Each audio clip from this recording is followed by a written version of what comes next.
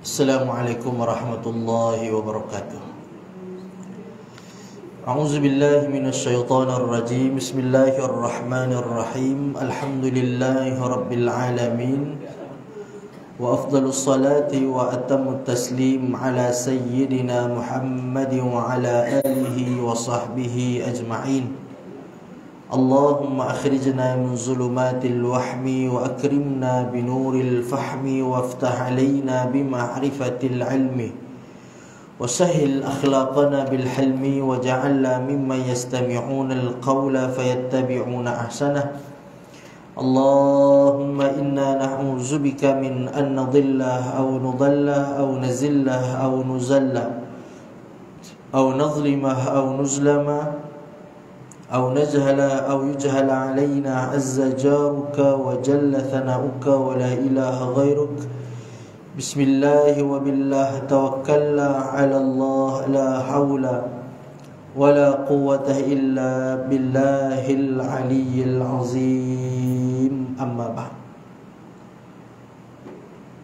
Muslimin dan muslimat, para hadirin yang dirahmati dan dikasihi oleh Allah Subhanahu wa ta'ala. Jadi insyaAllah pada malam ni kita akan sambung pengajian kita dalam Al-Fiqhul Manhaji ala Madhabil Imam Syafi'i, kitab Fiqh Madhab Syafi'i. Dan kita akan sambung perbahasan kita dalam kitab yang pertama pada bab menyatakan tentang bersuci dan juga sembahyang. Dan saya kira malam ni kita akan masuk muka surat yang ke-34. Kalau tak salah saya, muka surat situlah 34. Bahagian-bahagian air. Jadi sebenarnya kita berpatah balik daripada kitab 6, kita terus pandalela terjun ke kitab ke bab kitab 1, bab yang awal, iaitulah berkaitan dengan bersuci dan juga sembahyang. Baik, muka surat 34, bahagian-bahagian air. Air terbahagi kepada 4 bahagian. Yang pertama, air yang suci lagi menyucikan. Yang kedua, suci lagi menyucikan tetapi makruh. Yang ketiga, suci tidak menyucikan. Dan yang keempat, bernajis. Ini secara umum dia. Air yang pertama suci lagi menyucikan, iaitulah dia suci, dan dia dalam masa yang sama boleh digunakan untuk menyucikan. Dan yang kedua, suci dan dia menyucikan, tetapi hukum menggunakan untuk bersuci itu adalah makruh. Dan yang ketiga, suci, air itu suci, boleh diminum, tetapi tidak boleh dipakai, digunakan untuk menyucikan. Dan yang keempat, air yang bernajis. Kita ambil yang pertama. Air yang suci lagi menyucikan ialah air yang suci lagi menyucikan ialah air mutlak yang kekal dengan sifat kejadiannya yang telah dijadikannya oleh Allah Subhanahu wa taala. Air tersebut masih dikatakan air mutlak walaupun ia sudah berubah dengan sebab lama ditinggal, atau disebabkan tanah, atau tuhlub, yakni sejenis benda hijau yang terapung di atas air disebabkan lama tinggal di dalamnya, atau bekas atau tempat mengalir seperti ia berada di dalam tanah yang mempunyai belerang, atau ia mengalir di atas tanah tersebut. Semuanya ini tetap dikatakan air mutlak. Ini kerana air tersebut sukar untuk dielakkan daripada perkara-perkara tersebut. Ini ta'rif air yang mutlak. Jadi air yang asalnya memang namanya air, dia tidak bercampur dengan bahan-bahan yang lain. Dalil yang menunjukkan kesucian air mutlak ialah hadis yang diriwayatkan daripada Abu Hurairah radhiyallahu anhu. Katanya, qama a'rabiyyu fabala fil masjid faqama ilaihi an-nas liyaqa'u bih. فقال النبي صلى الله عليه وسلم دعوه وهريقوا على بوله سجلا من ماء أو ذنوبا من ماء فإنما بعثتم ميسرين ولم تبعثوا معسرين. Seorang Badawi Arab kampung telah berdiri lalu kencing dalam masjid. Jadi Arab kampung ni dia bukan nak khianat, tapi macam itulah perangai dia. Dia kalau dulu macam tu, sekarang ada tak? Sekarang dia tak terlalu teruk. Saya pernah tu saya ke Taif, waktu bawa jemaah ke Taif. Biasa kalau ke Taif kita pergi naik bas. Dulu, sekarang ni banyak orang buat bermalam di Taif. Yang dulu kita pergi naik bas, sebelum sampai di pasar buah tu, kalau yang bisa pergilah, naik kita parking di bawah, kita naik atas. Jadi mendakilah sikit jalan. Jadi tengah bawa jemaah berjalan nak ke kedai buah-buahan tu, ada seorang Arab dan dia agak kulit gelap lah. Kami anggap dia adalah Arab Badawi lah. Jadi tengah-tengah jalan nak naik, tak adalah tengah-tengah jalan raya tu, di tepi jalan tu dia buang air besar di situ tanpa segan silu. Kita adalah bawa jemaah kita, laki-laki perempuan benda dia. Jadi, tapi itulah perangai mereka yang memang macam tu kan. Jadi orang Arab Badawi, Arab kampung ni, jadi dia tak ada rasa malu dan tak ada rasa bersalahan. Itulah dia punya kebiasaan dia begitu. Jadi berlaku di zaman Nabi SAW. Jadi bila dia nak buang, dia buang kat mana yang dia rasa nak buang. Dia tak rasa bersalah dan dia tak merasakan bahawa adanya toilet ataupun tempat pembuangan yang khas. Macam tu. Jadi Rasulullah sallallahu alaihi wasallam, jadi kemudian para sahabat pergi untuk menghalangnya. Lalu Rasulullah sallallahu alaihi wasallam bersabda, biarkan dia dan tuangkan di atas air kencing sebaldi air. Sesungguhnya kamu dibangkitkan untuk permudahkan dan bukan untuk menyusahkan. Perintah Rasulullah SAW supaya menuangkan air ke tempat air kencing tersebut adalah dalil menunjukkan bahawa air tersebut mempunyai ciri-ciri atau sifat menyucikan. Kat mana dia punya point dia? Point dia, air itu menyucikan najis. Maksudnya, dia mampu menjadikan tempat yang bernajis itu suci. Itu maksud menyucikan. Baju yang kena najis, jadi kalaulah dibasuh dengan air yang tak ada sifat menyucikan, maka dia tidak suci, kan? Jadi kalau air itu walau sedikit tetapi masih kekal sifatnya menyucikan, maka ia akan menjadikan pakaian itu suci, boleh gunakan untuk salat. Walaupun hanya segelas air sahaja digunakan untuk menghilangkan najis itu, tapi kalau air itu sifatnya air yang menyucikan, maka sucilah pakaian tu. Tapi kalau sebaldi air yang bukan sifat dia menyucikan, kalaupun habis 2 baldi membasuh pakaian yang bernajis itu, Kalau air itu tidak ada sifat menyucikan, maka pakaian itu atau kain itu tidak boleh digunakan untuk bersuci. Tempat yang terkena najis Arabi tadi itu, maka boleh digunakan tempat bersujud ataupun tempat sembahyang. Sebab dalil dalam hadis ini, Nabi minta supaya tempat itu dibasuh dengan air, menunjukkan bahawa air itu mampu menyucikan tempat yang bernajis tadi itu. Baik, kemudian yang kedua, air yang suci dan menyucikan tetapi hukumnya makruh, iaitulah air yang suci dan menyucikan tetapi hukumnya makruh ialah air yang musyammas. Ia adalah air yang panas disebabkan cahaya matahari dan dihukum makruh apabila memenuhi 3 syarat. Jadi air dia boleh digunakan untuk bersuci, untuk berwuduk dan sebagainya. Tetapi yang dipanggil air musyammas itu kalau ada 3 perkara. Apa dia? Yang pertama, ia berlaku di negeri yang panas. Maksudnya di tempat kita tak adalah air musyammas tu. Itu yang pertama. Tempat kita setakat 35, 40 itu masih belum, kan? Nanti kita akan sebutkan kenapa air itu dilarang, walaupun tidak sampai kepada haram, tapi ditegah untuk digunakan. Jadi yang pertama, air itu ia berlaku di negeri panas. Air musyammas tu mesti di negeri tu negeri musim panas. Kalau panas dia panas yang melampau. Ada Mekah umpamanya, panas dia panas yang panas sangat, 50, kan? Pagi semayang subuh pun air tu panas kalau musim panas. Kalau kita pergi bulan 9, bulan 10, kan, kalau yang tangki dia ke atas, subuh pun kena tuang dalam baldi dulu baru boleh mandi, ya kan? Dia tak boleh buka paip terus mandi, tak boleh, kan? Sampai pergi tari-tari tu biasalah. Kalau hotel yang besar-besar mungkin tak adalah, tapi kalau hotel yang agak 600 meter, 700 meter tu, tangki yang saya pernah duduk, tangki dia ke atas kali tangki dia. Jadi panas tu panas amat. Sampai subuh pun buka air, biar dalam baldi, baru mandi. Dia tak boleh terus kita ambil, terus kita mandi, panas. Okey.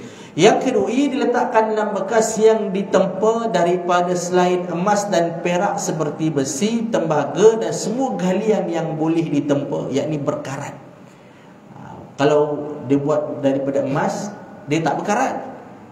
Jadi apa hukum kita gunakan air tu pula? Contoh, kan, tangki dia tu yang dimaksudkan air musyammas kalau seandainya tangki itu dia perbuat daripada benda yang berkarat, besi lah, nah, kan, air yang berkarat.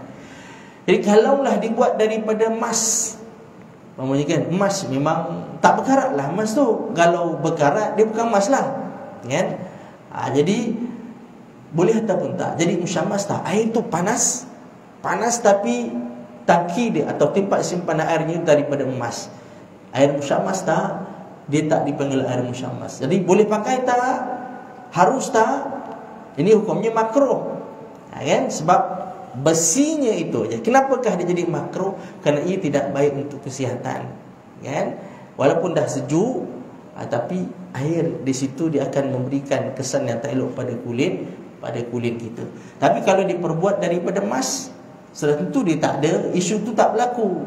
Jadi makruh ataupun apa hukum dia? Haruslah, hukumnya adalah haram.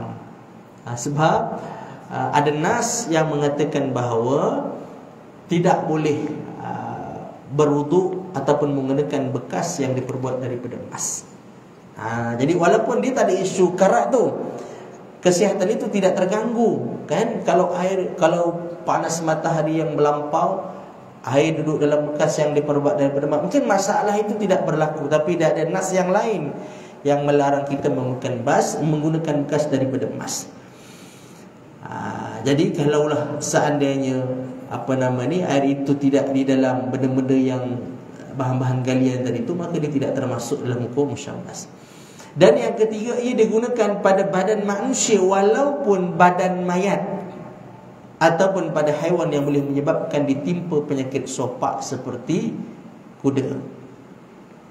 Bahawa kata Umar radhiyallahu anhu bahawa Omar tidak suka mandi dengan air tersebut dan dia berkata, aku tidak suka mandi dengan air tersebut disebabkan masalah kesihatan.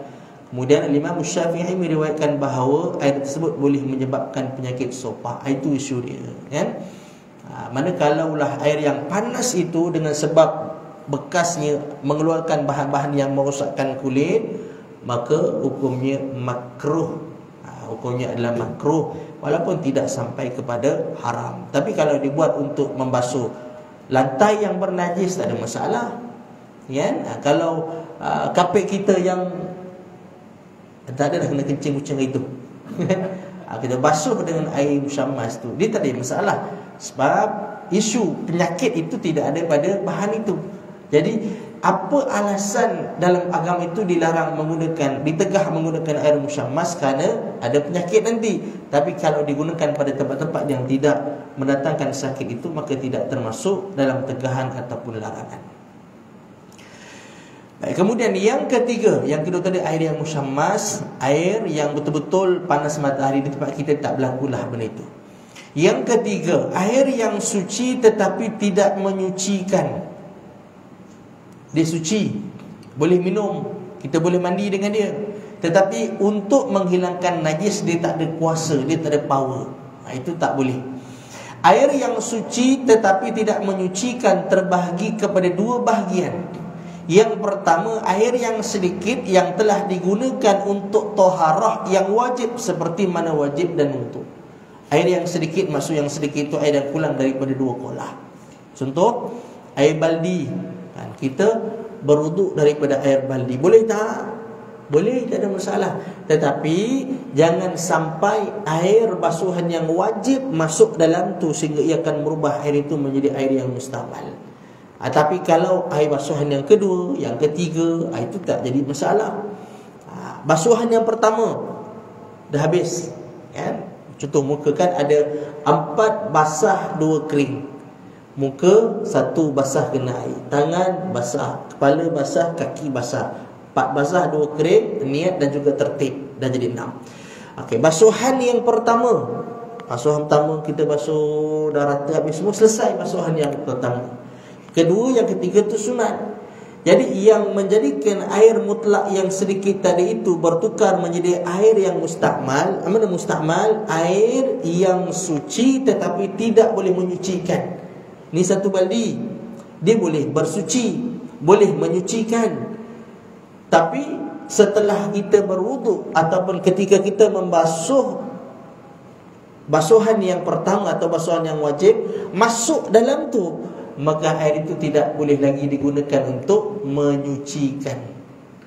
Tapi kalau yang jatuh dalam tu air basuhan yang kedua, yang ketiga, bukan yang wajib, maka tidak berubah air itu. Dia kekal ada power dia untuk menyucikan. Maksudnya dia kekal air yang mutlak. Itu maksud dia. Okey. Jadi air, contohlah kita dah basuh, alamak, silap, masa wuduk tadi pergi basuh muka, air jatuh balik dalam tu, kan? Ataupun basuh tangan, cepat-cepat basuh, memang basuh celup dalam tu, contohnya, kan? Jadi buang ke air tu, jangan dibuang, kan? Air itu boleh digunakan untuk basuh baju, boleh digunakan untuk mandi, boleh digunakan untuk buat teh ais, boleh digunakan, dia bukan najis. Cuma untuk menghilangkan najis atau mengangkat hadas, maka dia tak boleh. Dia tak boleh menyucikan. Air itu tidak boleh digunakan untuk menyucikan. Baik, mana tadi? Okey, yang pertama, air yang sedikit yang telah digunakan untuk taharah yang wajib, untuk bersuci yang wajib, untuk mengangkat hadas yang wajib seperti mandi wajib dan berwudu. Dalilnya daripada Jabir bin Abdullah radhiyallahu anhu, kata, ja'a Rasulullah sallallahu alaihi wasallam ya'uduni wa ana maridun la a'qilu fatawadda'a wa sabba min wudu'ihi alayya. Artinya Rasulullah menziarahiku, kata Jabir bin Abdullah, untuk bertanyakan keadaanku ketika itu aku sedang sakit dan tidak sedar. Lalu baginda berwuduk dan mencurahkan air wuduknya ke atas aku. Sekiranya air wuduk tersebut tidak suci, nasib baginda tidak akan mencurahkannya ke atas aku. Jadi bukan air bukan daripada air yang digunakan untuk, bukan air yang jatuh daripada air yang digunakan untuk bersuci tadi itu. Baik, kemudian daripada Nabi SAW, la yaghtasilu ahadukum fil ma'id da'im ay ar-rakid wa huwa junubun, faqalu ya Abu Hurairah kaifa yaf'al, qala yatanawalhu tanawula. Janganlah seseorang kamu mandi dalam air yang bertakung, iaitu air tenang dan tidak bergerak, sedangkan dia berjunub. Lalu para sahabat bertanya kepada Abu Hurairah, wahai Abu Hurairah, bagaimana hendak lakukan? Ini mandi wajib dengan air tersebut. Maka jawab Abu Hurairah ialah mencedoknya. Jadi kalau kita cedok, walaupun air itu sedikit, maka dia tidak berubah air itu. Dia kekal, ada sifat menyucikan. Hukum berwuduk adalah sama dengan hukum mandi kerana kedua-duanya mengandungi makna mengangkat hadas. Hadis ini menunjukkan bahawa mandi dalam air tersebut menjadikan ia tidak menyucikan lagi. Kolah kecil tak cukup 2 kolah. Nanti mungkin disebutkan tentang bagaimanakah kita nak tahu air itu cukup 2 kolah ataupun tidak. Ada saiz dia, ya? Ada saiz kolah kalau kita gunakan kolah. Jadi kalau dalam bekas yang kecil itu kita mandi dalam tu, atau kita berwuduk dalam itu yang akan merubah air itu menjadi air yang tidak boleh lagi untuk digunakan untuk bersuci. Hadis ini menunjukkan bahawa mandi dalam air tersebut menjadikan ia tidak lagi menyucikan sekiranya ia tidak memberi makna tersebut, dan saya Rasulullah tidak melarang daripada berbuat demikian. Baik. Yang kedua, yang tadi air yang suci tetapi dia tidak boleh digunakan untuk bersuci. Itu air yang sedikit dan masuk di dalamnya air yang digunakan untuk taharah. Air lebihan taharah masuk dalam tu, atau kita panggil sebagai air mustakmal. Yang kedua, air yang suci tidak menyucikan. Apa dia? Iaitulah air mutlak yang bercampur dengan sesuatu yang suci yang kebiasaannya air tersebut tidak berhajat kepadanya, dan ia tidak boleh dipisahkan setelah bercampur. Kemudian ia berubah dengan satu perubahan yang tidak lagi dipanggil dengan air mutlak, seperti air teh, air raksus. Jadi air raksus ni air apa Ustaz? Air warna hitam tu, air apa tu? Kalau dia ada dia masam air tu, masam, likat masam. Itu di negara Arab lah. Jadi bagi orang tak biasa mungkin dia susah nak minum, tapi lama-lama dia sedap, dia masam-masam sikit. Dia lebih kurang macam air asam jawa lah. Raksus. Sorry, dia bukan asam jawa, tapi dia pahit rasanya. Saya tak ingat, dah lupa, dah lama dah tak minum air raksus tu. Air raksus dipanggil. Ain ra qaf sin waw sin. Air raksus. Dia airnya warna hitam. Dia pahit rasa saya tak ingat. Jadi maksud air yang kedua ni air yang dicampur dengan benda yang suci, dan air kalau tanah bercampur dengan air, dia tak merubah air itu menjadi, dia tidak merubah air itu daripada nama mutlak. Sebab kalau tak ada tanah, jadi air itu nak takung kat mana? Contoh perigi kan, atau telaga, dia perlukan tanah. Maka walaupun air itu bertukar jadi warna hitam, air parit umpamanya, apa saja air parit dengan air kopi? Jadi air parit sebab memang air memerlukan dia. Kalau tak ada parit tu, air macam mana nak ada? Itu maksud dia. Tapi kalau kopi, tak ada kopi pun air itu tak ada. Ada dia barang yang tidak diperlukan oleh air, masuk benda tu dan dia merubah nama dia, dan tak boleh lagi dipisahkan benda tu dengan air. Maka itulah bahagian yang kedua. Air kopi, Milo tabur, semuanya jenis-jenis macam tu. Benda yang suci maka tidak boleh dipisahkan lagi dengan air. Maka itu maksud yang kedua. Jadi air itu suci tak? Suci, tetapi tidak boleh digunakan untuk berwuduk. Wuduk dengan air Milo. Beza tak air Milo, air teh dengan air teh warnanya dengan warna air sungai? Tak beza pun. Tapi kenapa air teh boleh digunakan? Sebab sungai, air itu memerlukan tanah. Air sungai warna coklat itu kan daripada tanah kan. Jadi dia perlukan benda itu. Maka dia tidak menggugat nama dia daripada nama mutlak itu. Dia berbeza dengan Allah berbeza dengan T tadi itu. Jadi macam tu.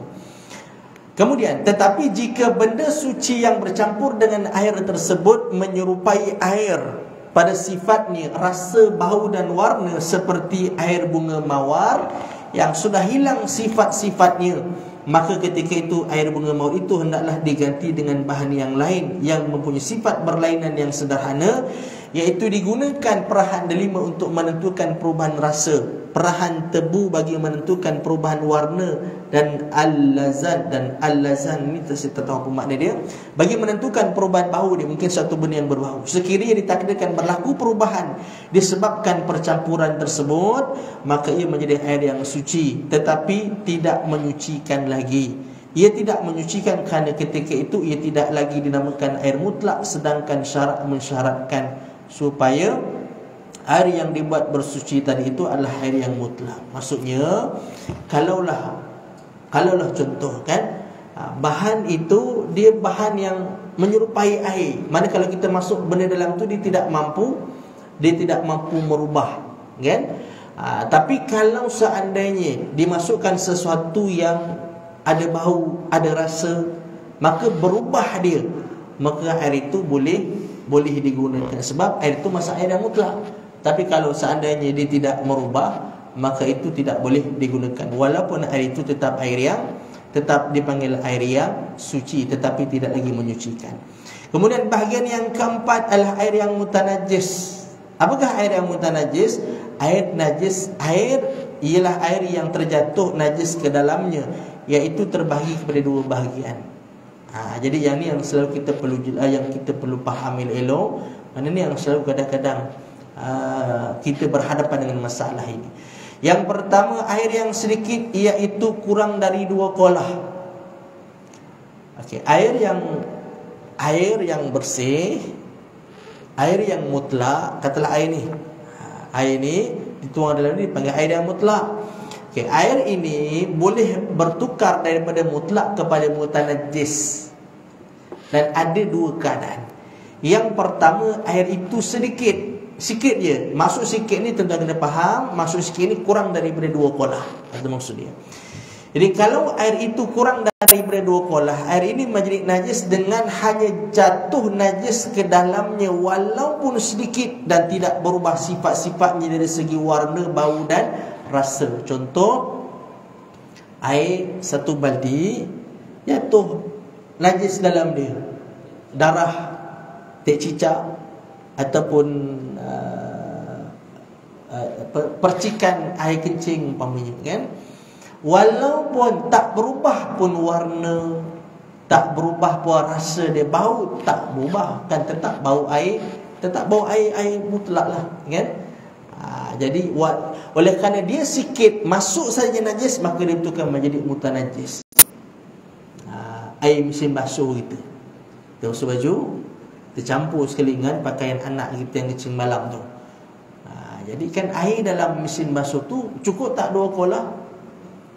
Jadi tak cukup, maksudnya kuantiti air itu sedikit. Maka kalau seandainya air yang suci dan mensucikan tadi itu dimasukkan najis ke dalamnya, maka dia bertukar menjadi air yang mutanajis, bermakna kain yang dalam tu jadi najis. Kain yang berada dalam tu dia jadi najis. Ini bahagian yang pertama. Contohnya air mesin basuh kita tadi itu. Walaupun tak bau pun, tak bau tak bau hancing pun air itu kan? Maka dia tetap mutanajis sebab air itu sedikit. Dan nanti dia contoh yang kedua kita akan bagi ukuran dia. Ni jawapan dia. Dia betul-betul dia jawab. Ukuran 2 kolah ialah 500 kati Baghdad air, dan ia menyamai dengan 192,875 kilogram. Ia juga menyamai satu suku. Satu suku hasta 1/4 hasta 4 persegi tinggi, lebar dan dalam. Siapa boleh buat kajian? Tak ada orang nak buat kajian kan? Tengok kalau kolah tu besar, cukuplah 2 kolah. Senang je macam tu. Tengok kolah tu besar, cukuplah 2 kolah. Kalau kolah rumah kita sebesar baldi, tak cukuplah 2 kolah. Kan? Kenapa kita tak kita tidak kata cincai, kan? Cumanya dalam agama itu kan ada perbahasan ulama yang panjang, dan Islam itu adalah dalam hadis Nabi sebut tadi itu, muyassirin bukan muassirin, memudahkan bukan menyusahkan. Jadi hatta ada ulama yang menyebutkan bahawa kalau seandainya kita gunakan mesin basuh kita kan, kita taklah letak najis banyak dalam tu. Bukanlah kita letak pampers anak pun dalam tu. Adalah sikit-sikit najis kena kat pakaian anak kita, kan? Dikencing kena sikit najis kat seluar dia, kita campur sendiri dalam mesin basuh. Kita basuh. Berapa banyak kali air yang bertukar tu? 3 kali, 4 kali kan air bertukar, kan? Sehingga kan air yang keluar nanti itu air yang betul-betul bersih, memang clear. Maka ulama kata tak apalah, itu boleh dikira sebagai suci pakaian kita dalam tu, kan? Mana tak perlulah sampai kita nak terlalu syadid, terlalu ketat yang sehingga memberatkan. Kerana ini ada pandangan ulama yang mengatakan bahawa kalaulah air itu telah bertukar banyak kali, kan, sabun pun dah tak nampak sabun dah. Kita tak sabunkan awal-awal basuhan tu kan, kita tak sabun. Kemudian ditukar air baru dia masuk keluar, kemudian dia tukar baru air baru masuk keluar, air yang dah cuci tadi tu, kemudian masuk lagi air baru dia keluar, masuk lagi air baru dia keluar. Maka walaupun tadinya ada pakaian yang bernajis, tidaklah menyeluruh najis, tapi ada juga yang bernajis. Maka kata ulama, antara guru kami ialah Syekh Usamah Ar-Rifai, ketika soal jawab orang bertanya kepada dia tentang mesin basuh, kata tak pandang elak, kalau anak 10 orang macam mana nak basuh satu? Yang jadi susah. Maka dia mengatakan bahawa itu dikira suci, kerana air itu bukan sekali ditukar air, kan, 3-4 kali ditukar air itu.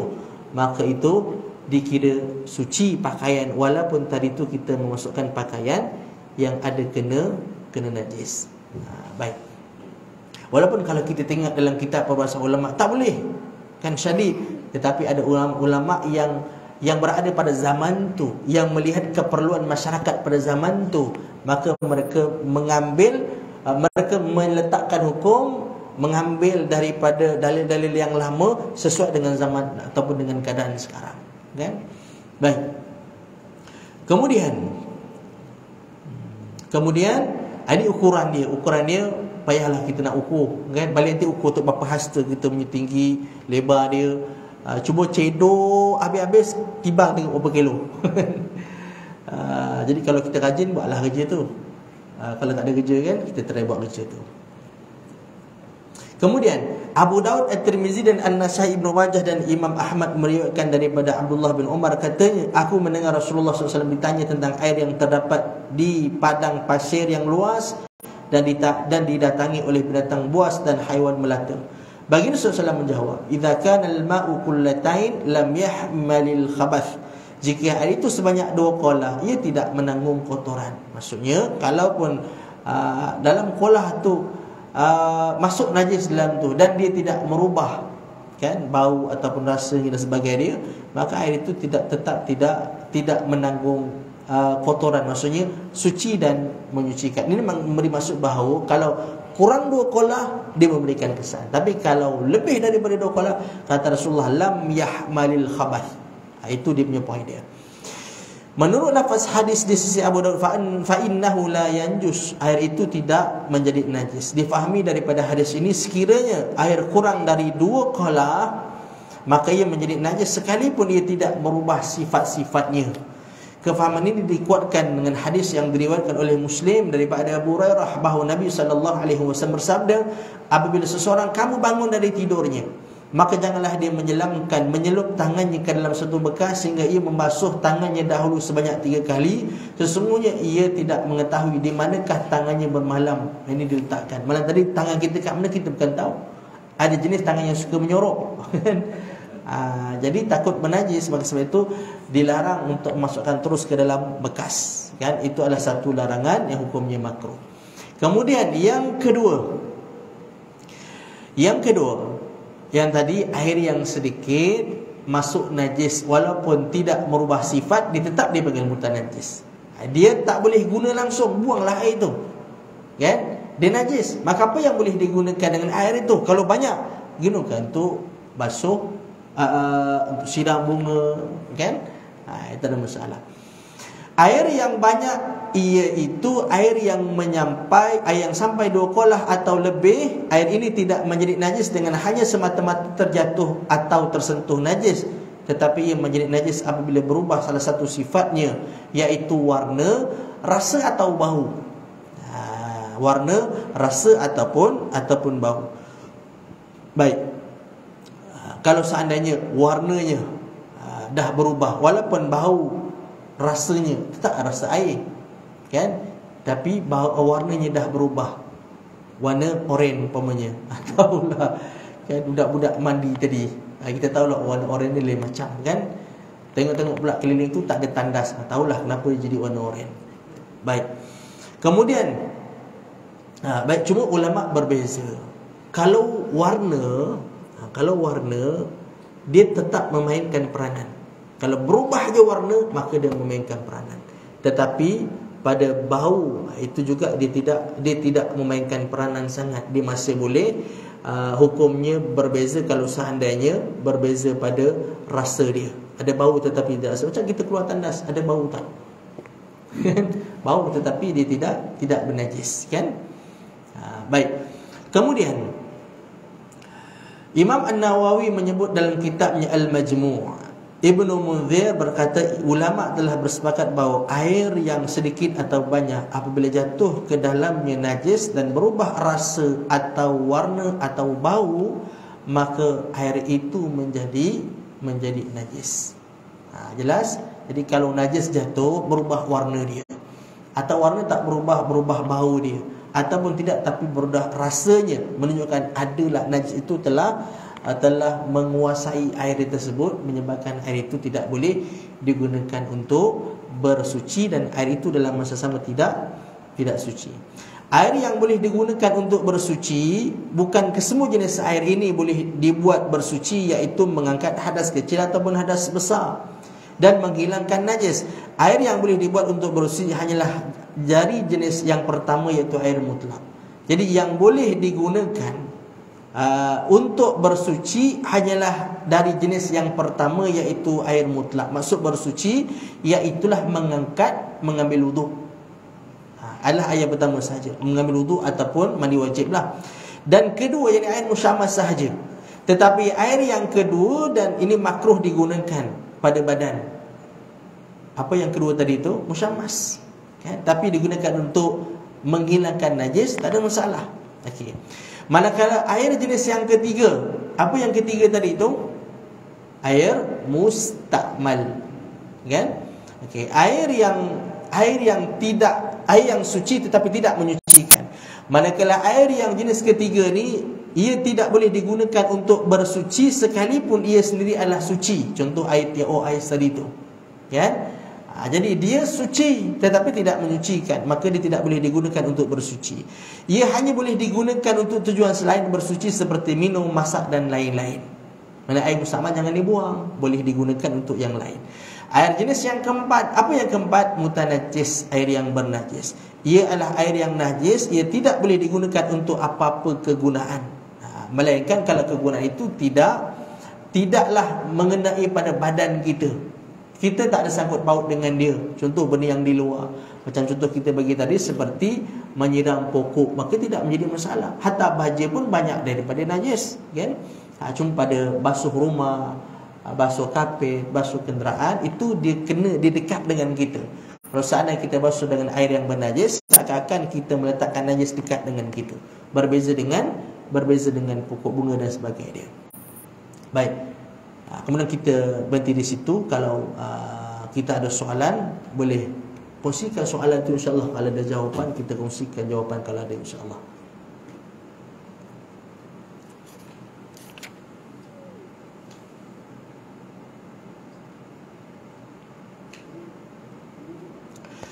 Tetapi kalau seandainya kita was-was, kan, adakah air basuhan wajib tadi itu jatuh ataupun tak dalam bekas kita yang kecil tadi itu?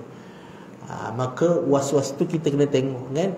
Kalau was-was itu baru berlaku, maka kata ulama pegang dengan was-was tadi itu. Tapi kalau was-was memang tiap kali masuk mesti di was-was, maka jangan layan was-was itu, kerana itu adalah daripada syaitan. Tapi biasa dia tak ada masalah. Dia tak ada masalah bab was-was ni, dia tak ada langsung was-was kan. Tapi hari itu dia rasa ragu-ragu, maka kata ulama pegang yang itu. Sebab dia memang ada sebab menjadikan dia jadi ragu-ragu yang tak ada selama ni dekat diri dia. Mana mesti ada sesuatu, mesti dia ternampak tadi itu menyebabkan dia ragu-ragu, betul ke air uduk ke ataupun air daripada anak kita duk main pistol air tadi tu. Jadi benda tu kata ulama pegang dengan yang was-was jarang ada. Tapi kalau was-was tu memang selalu ada, maka jangan layan dia. Satu. Kemudian yang kedua kan, yang keduanya begitu juga sama. Kalau seandainya kita buang air kecil, rasa macam terpercik. Kalau benda tu setiap masuk mesti ada benda tu, maka jangan layan dia. Pantang masuk mesti ada. Pantang masuk mesti ada masalah tu kan. Saya ada seorang kawan saya di Perak. Sekarang dia dah jadi YB dah. Jadi dia kata dulu sekolah dia sekolah di Perak tu, sekolah tahfiz. Ada seorang kawan dia ni kalau dia masuk bilik air sebelum zuhur, dia akan sembahyang zuhur qadaan. Sebab dia akan keluar lepas asar. Ulama kan. Jadi saya tanya dia, tak kalau bahasa orang muda, tak rimuk ke dia? Dia tak larap pukul lah kan. Dia jadi macam tu juga. Jadi maksudnya setiap kali masuk akan datang masalah tu. Maka kata ulama, jangan layan was-was tu kan. Walau was-was tu berat kan sekalipun, maka jangan layan dia. Jadi apa yang berlaku kat dia, rupanya dia mandi, lepas tu dia terasa macam ada terpecik kena kat pakaian dia, dia basuh, kemudian terpecik pula dalam kolah, dia buang pula air kolah tu. Jadi itu jadi lama. Bayangkan kalau sebelum zuhur sampai asar, kita mungkin kata betulkah ada orang yang teruk macam tu kan. Ada orang teruk macam tu. Sebab kita tengok bab semayang pun kita tengoklah macam tu kan. Hatta ada orang yang apa nama ni, di tempat saya belajar dulu, ada satu orang makcik ni sampai garam pun dia basuh. Bayangkan, garam pun dia basuh kan. Garam yang bukan garam batu. Kalau garam batu basuh okey lah. Ni garam yang dia beli banyak tu dia basuh, tinggal berapa banyak agak-agak kan, itu pun dia basuh kan. Rupanya dia penyakit was-was kan. Orang tahu, kalau orang perempuan pergi rumah dia tahulah makcik ni dia memang jenis penyakit was-was kan. Jadi ada orang yang lama duduk dalam bilik air, berjam-jam duduk bilik air kan. Apa masalah dia? Masalah was-was. Saya ada seorang tanya, dia kata, ustaz saya ni masuk bilik air satu hari, kadang-kadang saya malas betul masuk bilik air. Sebab apa? Sebab satu hari tu dia kata bila saya buang air besar, keluar dia rasa macam ada macam rasa benda tu ada keluar, ada sesuatu keluar. Dia basuh lagi, bangkit dia rasa keluar lagi. Lelah dia kata dah tak larat dah, dia sepak bali tu, pecah bali tu dia kata. Jadi dia nak cerita macam mana keadaan dia.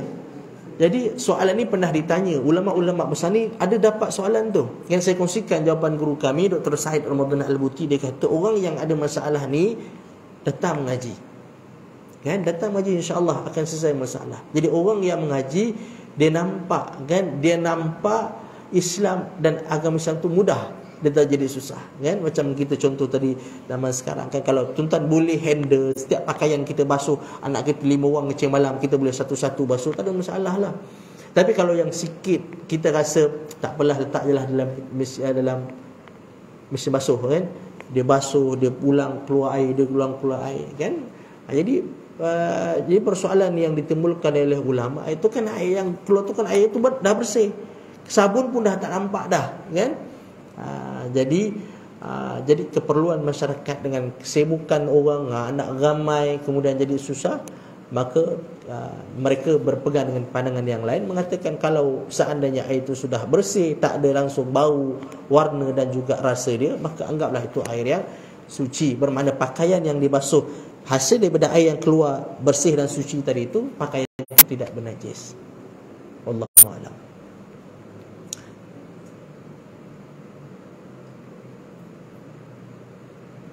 Ada lain soalan? Baik, kalau satu lagi sebelum saya terlupa. Kita tahu bahawa berkaitan dengan najis tadi itu, dan kita kena faham ada najis yang dimaafkan kan? Ada najis yang dimaafkan pada pakaian, tetapi dia tidak dimaafkan pada air. Contohkan kalau pakaian kita ada darah sebesar-besar.